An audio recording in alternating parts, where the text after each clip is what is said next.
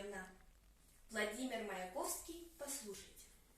Послушайте, ведь если звезды зажигают, значит, это кому-нибудь нужно.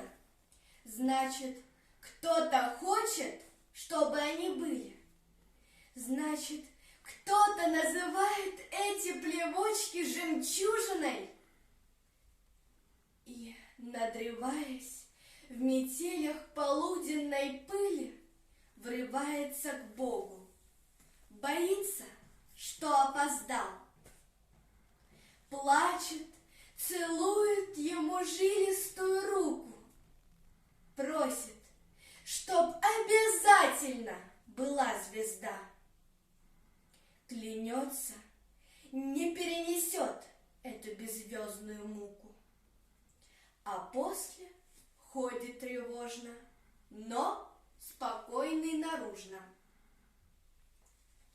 Говорит кому-то: теперь тебе ничего? Не страшно? Да? Послушайте, ведь если звезды зажигают, значит, это кому-нибудь нужно. Значит, это необходимо, чтобы каждый вечер над крышами загоралась хоть одна звезда.